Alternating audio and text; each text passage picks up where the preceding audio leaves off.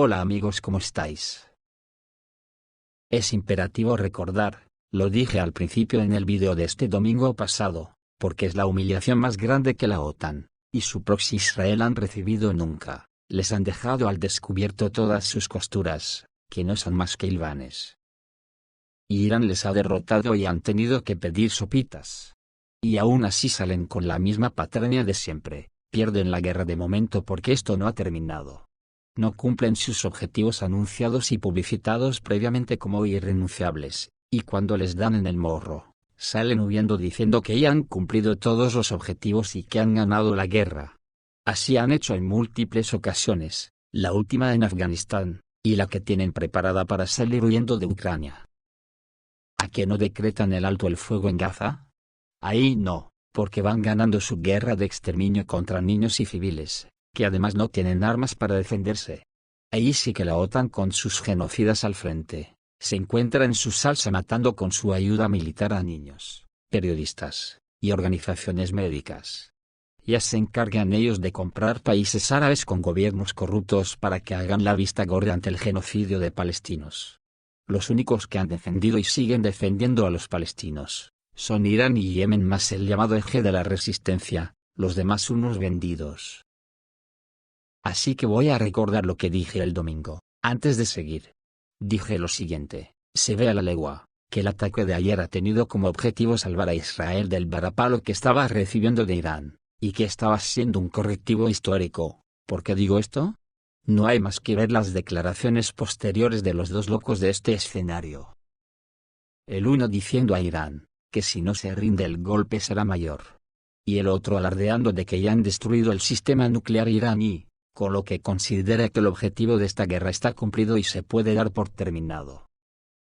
Pero es todo mentira, prácticamente. El programa de enriquecimiento iraní está intacto. Estados Unidos no le ha hecho ni cosquillas, y ha puesto a todo el occidente colectivo a los pies de los caballos de la opinión pública mundial. Las instalaciones principales de Fordow solo se pueden destruir con armas nucleares. Y si antes la OTAN y sus secuaces tenían poca credibilidad, a partir de ayer, ya no le queda un átomo de la misma. Pues bien, ya vimos ayer que Irán sí ha respondido con un ataque a varias bases de Estados Unidos en la zona. El daño no se puede valorar porque al parecer fue limitado, y a modo de advertencia. ¿No dijo Trump que si Irán respondía contra intereses estadounidenses, se iba a enterar de lo que vale un peine? Pues ya veis la respuesta: decir que ha conseguido la paz entre Irán y su proxy. Pero no ha conseguido nada, no ha conseguido sus principales objetivos, que por este orden eran derrocar el régimen de los ayatolás y eliminar el programa nuclear iraní. Pues lo único que ha conseguido ha sido que todo el mundo ha podido ver que Israel sería destruida sin paliativos y no tendría a toda la OTAN y a Estados Unidos ayudándole. Y también vimos que Estados Unidos no tiene ejército para nada, solo tiene mucho armamento para cometer sus canalladas apretando botones desde oficinas en Estados Unidos. Y con el ataque a Irán ha conseguido sentar un precedente muy peligroso para que otros hagan lo mismo, saltándose todas las normas internacionales a capricho como siempre han hecho, pero que ahora ya no lo puede ocultar mintiendo con patrañas. Por eso Israel ha confirmado rápidamente el alto el fuego salvador con Irán. Previamente, una tregua entre Tel Aviv y Teherán fue anunciada por el mandatario estadounidense, Donald Trump. Tras el logro de los objetivos de la operación, y en plena coordinación con el presidente de Estados Unidos Donald Trump, Israel ha aceptado la propuesta de un alto el fuego bilateral, reza un comunicado emitido por el gobierno israelí. Todo es mentira, es una rendición en toda regla. Y lo que es peor, que Trump se ha vuelto tarumba del todo, sobre Irán e Israel, y ya no entienden qué cojones están haciendo. Menuda expresión para un mandatario público. Han estado luchando por tanto tiempo que ni entienden qué cojones están haciendo, afirmó el mandatario estadounidense. El mandatario aseguró que tanto Irán como Israel han violado el alto el fuego. Antes de abordar el helicóptero de camino al aeropuerto para partir hacia la cumbre de la OTAN en La Haya, Trump dijo que no está contento con ninguno de los dos países. Trump dirigió su crítica especialmente contra Israel, con el que dijo estar muy descontento. Israel, en cuanto hicimos el trato, salieron y lanzaron un montón de bombas como nunca antes había visto, la mayor cantidad que hemos visto. No estoy contento con Israel, aseveró. Básicamente, lo que tenemos son dos países que han estado luchando por tanto tiempo y con tanta intensidad, que ya no entienden qué carajo están haciendo, concluyó antes de abordar el helicóptero. Este martes, Tel Aviv y Teherán anunciaron un alto el fuego en medio de la escalada bélica entre ambas naciones, iniciada después de que Israel lanzara el 13 de junio un ataque no provocado contra instalaciones nucleares y militares iraníes. La Secretaría del Consejo Supremo de Seguridad Nacional de Irán anunció en un comunicado la imposición de un cese de la guerra, agregando que las Fuerzas Armadas de la nación persa respondieron con valentía ejemplar, aplastando cada acto malvado del enemigo. Al mismo tiempo, las autoridades iraníes calificaron los resultados de su operación contra Israel de una victoria que obligó al rival a lamentar y aceptar la derrota y detener unilateralmente su ofensiva. Desde Tel Aviv anunciaron que han aceptado la propuesta de un alto el fuego bilateral tras el logro de los objetivos de la operación, y en plena coordinación con el presidente de Estados Unidos. Y la prueba de que Israel se ha rendido de momento, es que Irán ha anunciado que pretende desarrollar su industria nuclear. Nunca detendrá este proceso, y nadie podrá detenerlo en sus intenciones. Así lo afirmó el representante de la Organización de Energía Atómica de la República Islámica, Berouf Kamalbandi. Dijo que la industria nuclear en la República Islámica está muy desarrollada y es imposible destruirla. Deben saber que esta industria está ampliamente desarrollada en nuestro país, no pueden destruirla. Considerando las capacidades y oportunidades que tenemos, el desarrollo de este sector continuará y no se detendrá, declaró a la radio estatal iraní. Recordemos que el presidente estadounidense Donald Trump anunció previamente un acuerdo de alto el fuego entre Israel e Irán. Trump afirmó haberse dirigido personalmente al primer ministro del Estado judío, Benjamin Netanyahu, para exigir un alto el fuego. La Casa Blanca también envió mensajes a Teherán con una propuesta similar. Además, Qatar participó como mediador en el diálogo con Teherán sobre el alto el fuego. Trump afirmó que la guerra de los 12 días debía terminar, ya que Irán es suficientemente débil. El vicepresidente estadounidense, J.D. Vance, ha declarado que la amenaza de que Irán cree armas nucleares ha sido completamente eliminada. Tras los ataques estadounidenses contra las instalaciones nucleares iraníes, el país ya no es capaz de crear tales armas, aseguró Vance, añadiendo que Estados Unidos también ha enterrado el uranio altamente enriquecido en Irán. Sin embargo, la oposición israelí expresó dudas de que los programas nucleares de Irán hayan sido destruidos, y exigió batallas hasta la completa capitulación de Irán. Por el contrario, hoy el Consejo de Seguridad de Irán declaró su victoria sobre Israel.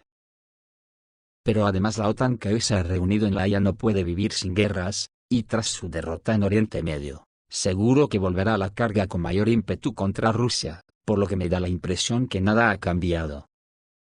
Su secretario general Mark Rutte prometió a Ucrania armas de la Unión Europea y Canadá por valor de 35 millones de euros. Ucrania recibirá este año ayuda adicional de países europeos y Canadá por un importe de 35 millones de euros. Según The Guardian, el secretario general de la OTAN, Mark Rutte, lo anunció durante una rueda de prensa en vísperas de la cumbre de la alianza. Por supuesto, la amenaza más significativa y directa para esta alianza sigue siendo la Federación Rusa. Moscú continúa librando una guerra contra Ucrania con el apoyo de Corea del Norte, Irán y China, así como de Bielorrusia. Todos deseamos la paz para el pueblo ucraniano y el fin de esta terrible guerra contra él, declaró Rutte, y añadió que es necesario seguir proporcionando a Ucrania todo lo que necesita para la defensa hoy y la disuasión en el futuro. Y añadió: nuestro apoyo a Ucrania es inquebrantable y continuará, afirmó el secretario general de la alianza. Nuestros aliados europeos y canadienses han intensificado sus esfuerzos, afirmó. Ahora podemos decir que los aliados europeos y canadienses ya se han comprometido a proporcionar 35 millones de euros en ayuda a Ucrania antes de finales de año, afirmó Rutte. Señaló que al principio se habló de 20 millones de euros, pero luego los países llegaron a un consenso diferente. El secretario general de la OTAN también anunció el lanzamiento de un programa de rearme a gran escala para la alianza. Compartió planes para adquirir miles de tanques y vehículos blindados necesarios para proteger a los soldados y garantizar la maniobrabilidad en el campo de batalla, así como miles de millones de munición de artillería. Cree que, gracias a estas reservas, la OTAN puede prevenir la agresión ante cualquier amenaza. Rutte enfatizó que una mayor inversión debe ir acompañada de un aumento de la producción de defensa. Actualmente no hay suficiente suministro para satisfacer nuestra creciente demanda en ambas orillas del Atlántico, dijo Mark Rutte en vísperas de la cumbre de la OTAN. La cumbre de la OTAN se celebrará los días 24 y 25 de junio en La Haya, Países Bajos. Está prevista una reunión del Consejo Ucrania-OTAN como parte de la cumbre. Y Vladimir Putin ha declarado al respecto: no podemos dejar de preocuparnos por la continua elaboración de planes por parte de varios políticos occidentales para infligir una derrota estratégica a Rusia. Su historia no les enseña nada. Siguen enviando armas y dinero al actual régimen de Kiev, proporcionando apoyo técnico militar y de inteligencia, esencialmente como participantes directos en el conflicto. También sabemos que en la próxima cumbre de la OTAN planean anunciar el inicio de un programa a gran escala para aumentar aún más las capacidades de la alianza. Para implementarlo, se incrementarán los presupuestos militares de los países de la OTAN. Mientras tanto, los miembros del bloque ya gastan más en fines militares que todos los países del mundo juntos. Pero está claro quién está provocando realmente la militarización global y la carrera armamentística. Para justificar sus planes, los líderes de la alianza insisten en algún tipo de amenaza de Rusia, en una posible invasión de Europa por nuestra parte. Ellos mismos inventaron esta historia de terror y la repiten año tras año para engañar a su propio pueblo y sacarle dinero, declaró el presidente ruso, Vladimir Putin ayer 23 de junio, en el Salón San Jorge del Gran Palacio del Kremlin, durante una reunión con graduados de universidades militares. Según el Financial Times, surgieron desacuerdos entre muchos países de la OTAN antes de la cumbre. España exigió una excepción al límite mínimo del 5% del PIB para el gasto en defensa. Bélgica también anunció que solicitaría un trato especial, al igual que España, mientras que Polonia y otros países criticaron el daño causado a la unidad de la alianza. Y atentos a lo que pasa en Alemania. Merz enfrenta una denuncia penal por comentarios sobre trabajo sucio, acusado de opiniones nazis por apoyar a Israel. Merz enfrenta una denuncia penal por comentarios sobre trabajo sucio. La demanda fue presentada por más de 20 personas, incluidas personalidades muy famosas, políticos y artistas, así lo informó el periódico alemán Berliner Zeitung. Entre los firmantes se encuentran el publicista Patrick Baab, el político del partido Sarah-Wagenknecht Unión por la Razón y la Justicia Andriy Bunko, y el eurodiputado del BSW Michael Wenders-Schulenburg. Se acusa a Merz de violar la ley fundamental de la República Federal de Alemania, la Carta de las Naciones Unidas y el derecho internacional. Los demandantes señalan una posible violación del Código Penal alemán en materia de incitación a la guerra, basada en intensificación de estímulos propagandísticos diseñados para apelar a las emociones del destinatario. Además, la demanda afirma que el canciller violó la idea del entendimiento internacional y el mandamiento de la paz, consagrados tanto en la Constitución alemana como en los artículos de la Carta de las Naciones Unidas. Según estas disposiciones, las controversias internacionales deben resolverse pacíficamente, evitando el uso de la fuerza. La demanda hace especial hincapié en la terminología empleada por Friedrich Merz. Los demandantes recordaron que el término trabajo sucio ya había sido utilizado por los nazis para justificar asesinatos en masa. En particular, así describió el oficial de los SS August Effner, la ejecución de 34.000 judíos en Babillard en 1941. A principios de 1942, el SS Obersturmführer August Effner justificó el fusilamiento masivo de 34.000 judíos durante 48 horas en Babillard, con la misma cínica elección de palabras, señalan los demandantes. Los iniciadores de las demandas exigen consecuencias legales para el canciller, a pesar de que realizó sus declaraciones fuera de Alemania. El 17 de junio, Friedrich Merz también expresó su esperanza de que la operación israelí condujera a un cambio de poder en Irán. Estamos lidiando con un régimen terrorista en Irán, tanto dentro como fuera. Sería positivo que este régimen llegara a su fin, declaró Merz. También sugirió que Teherán volviera a la mesa de negociaciones, señalando que, de lo contrario, Israel llegará hasta el final. Al hablar del trabajo sucio de Israel, Merz también expresó su respeto por quienes lo hacen. Solo puedo decir que tengo el más profundo respeto por el ejército israelí, y por el liderazgo israelí por tener el coraje de hacer esto, dijo el canciller alemán.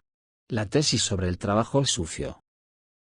La representante oficial del Ministerio de Asuntos Exteriores ruso, Maria Zaharova, se mostró horrorizada por las declaraciones de Merz. La diplomática calificó como la frase más terrible que se pueda imaginar. La posible apertura de un proceso penal contra Friedrich Merz ha recibido respuesta en Internet, sucintamente excelente, bien hecho, señaló el bloguero y experto en medios Anatoly Sari, en su canal de Telegram, hablando de los firmantes de la demanda. La figura pública y abogada ucraniana Tatiana Montian llamó la atención en su canal de Telegram sobre el hecho de que Merz realmente logró distinguirse, tanto por su declaración como por el hecho de que con ella se apartó de la corriente principal europea actual. Una historia interesante, por supuesto. Merz se convirtió, quizás, en el primer político alemán de la historia acusado de ideas nazis por apoyar a Israel. Vivimos tiempos interesantes, por supuesto, escribió Tatiana Montian. Cabe destacar que Merz es prácticamente el único líder europeo que ha declarado públicamente su apoyo a Israel en la guerra. En Europa, es más común condenar a Tel Aviv, como hacen Francia, Gran Bretaña, España y otros países, o simplemente guardar silencio. Lo cual también es una situación bastante atípica para la política europea, que hasta hace poco casi siempre estaba del lado de Israel, enfatizó Tatiana Montian. Un detalle notable de las declaraciones de Merz, es que sus antepasados sirvieron al Tercer Reich con fidelidad y lealtad. Y, al parecer, los genetistas no comen su pan en vano, pues la herencia, de la que es responsable el objeto de su estudio, parece ser un factor muy importante. Recordemos que la Ucrania oficial y una parte de la sociedad ucraniana apoyaron los ataques estadounidenses contra las instalaciones nucleares iraníes. Esto es todo amigos, reciban un saludo.